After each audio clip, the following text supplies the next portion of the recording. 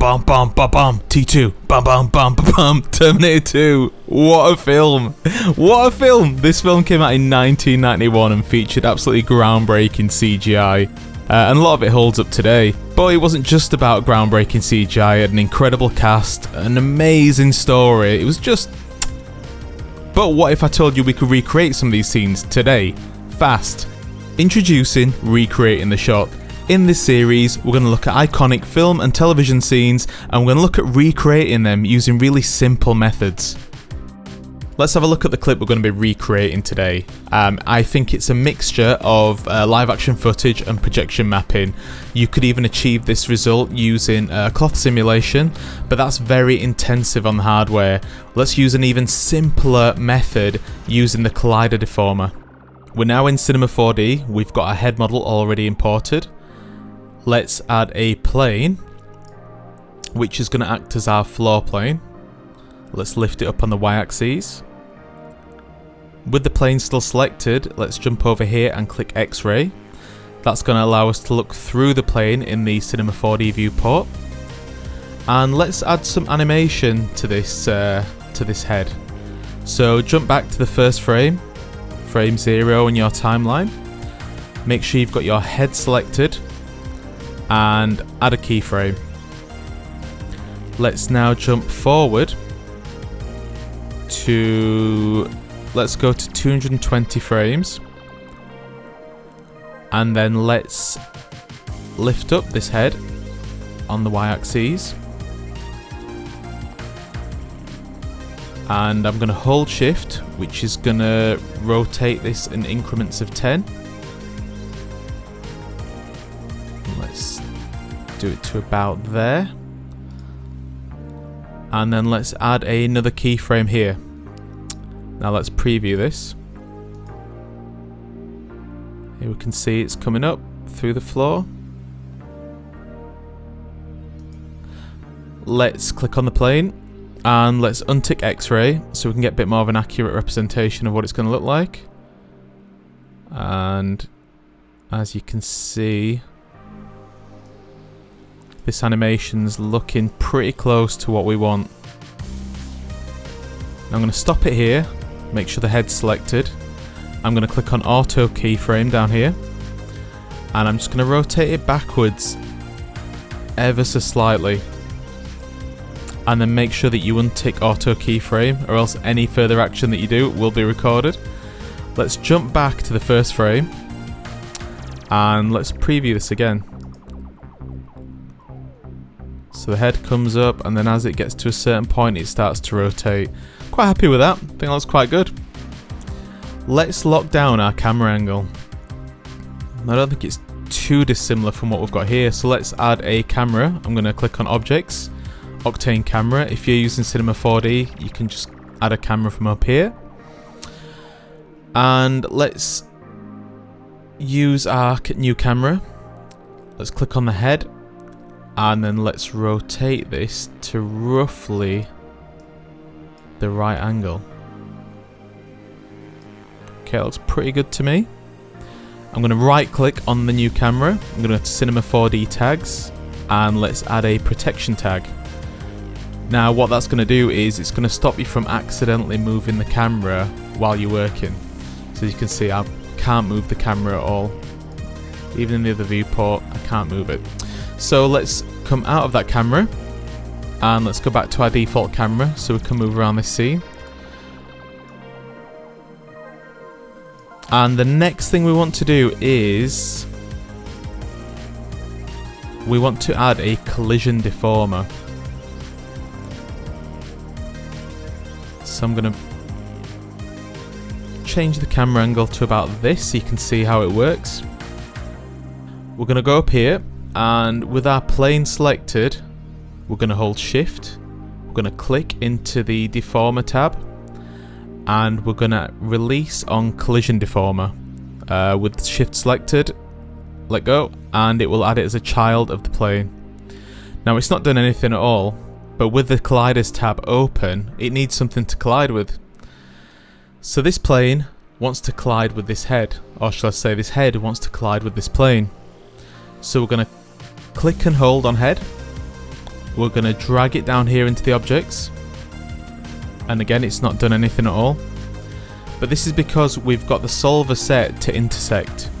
Now we're going to change this from intersect to inside stretch. Boom.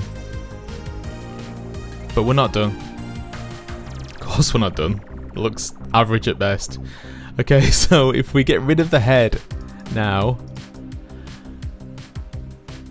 and we jump back to our start frame, let's go back to our camera. And this is roughly our final camera angle. As we can see, the plane is much wider than what we can see in this scene. So let's scale it down. And you can see as we scale it down, you can see all this geometry around us, all these segments. Let's scale it up so you can't see the ends. And let's play the animation again. So as you can see, we've got the head trying to peek through the plane, but it looks terrible. I know. What we need to do is add some segments. So if you look at the object properties on the plane, we've only got 20 segments for the width and 20 for the height. So let's just add another 0 to the end of these. Let's just add an extra 0 to the width and an extra 0 to the height. Now look at that. That looks pretty good. Now we can add more. We can get some more information there, but it's really going to slow down the computer. So what we're going to do is, let's jump back. Let's press play. Look at this. That looks pretty awesome if you ask me, even in its current state.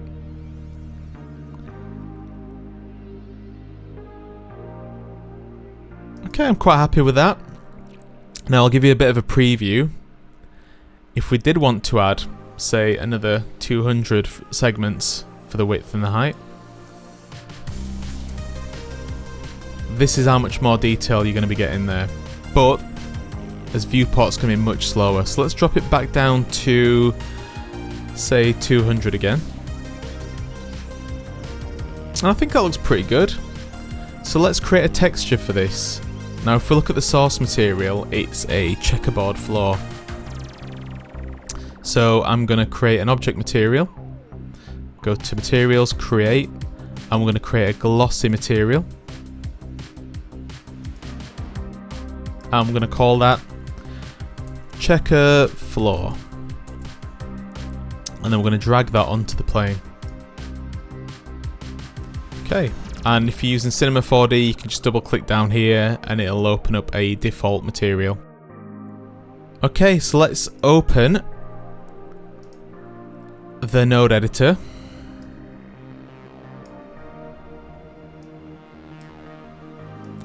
And let's add, this is the great thing about Octane, there is already a checker node in there.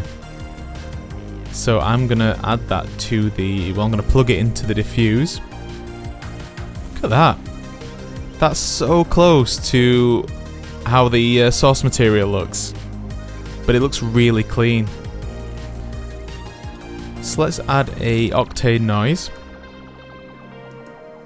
Oh, and I just want to, as a side note, I'm trying really hard not to use anything that you won't already have access to. So I'm not going to use any dirt textures, things that you need to buy. I'm just going to try and create everything natively within Cinema4D and Octane. So we've got the noise here. Let's plug that noise into the roughness. And then we're going to click on UVW transform. And let's click on transform. Let's scale this down. In fact, let's solo this node so we can see exactly what it's doing. So with this soloed, let's make it scaled down so much more than what it currently is. Let's do it to about there. And then let's click on the noise. Now, Let's have a look for the different types of noise. So we've got purling, which is the default one. We've got turbulence. We've got circular. And we've got chips. Now let's keep this on purling. And let's increase the contrast. Something like that. And let's play with the gamma. Okay. So what that's going to do is it's going to add some inconsistencies to the specular highlights, so it doesn't look like some super clean, perfect computer generated image every time the light hits it. But I think that's a really good place for us to finish this part of the episode. If you found anything useful, please do give it a thumbs up, and I'll be back in part 2 very soon. God, that was terrible.